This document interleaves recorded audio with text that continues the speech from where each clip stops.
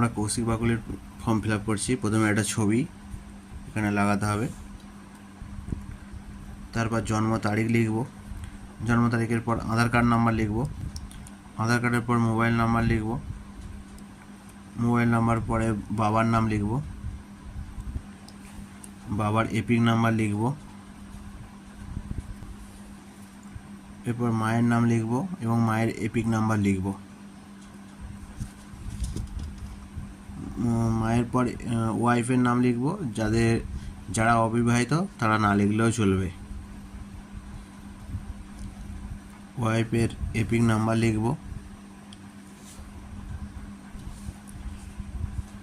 এরপর যেহেতু কৌশিক বাকুলির 2002 সালে নাম ছিল না এবং 2025 সালে নাম রয়েছে, তাই আমরা এই পার্টটা লিখব। এখানে ওনার যে আত্মীয়ের বিবরণ এখানে লিখতে বলেছে সেটা আমরা লিখব।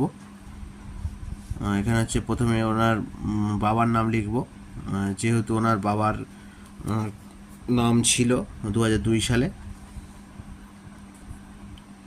এখানে বাবা ছাড়া মায়ের নাম লেখা যায়, ঠাকুমার নাম লেখা যায়, দাদুর নামও লেখা যায়। এরপর এপিক নাম্বার লিখব। এরপর 2002 সালে এনার আত্মীয় যেটা ছিল তার নাম লিখব, মানে গোকুল বাকুলির বাবার নাম লিখতে হবে।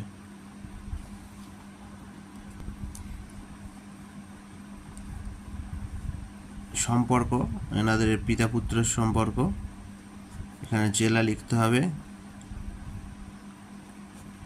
রাজ্যের নাম,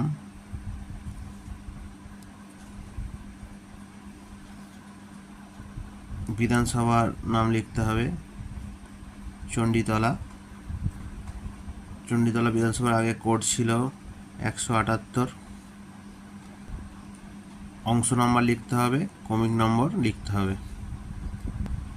ক্রমিক নাম্বার লেখা হয়ে যাওয়ার পর এখানে কৌশিক বাকুলি সাইন করবে এবং এখানে বিএলও সাইন করবে।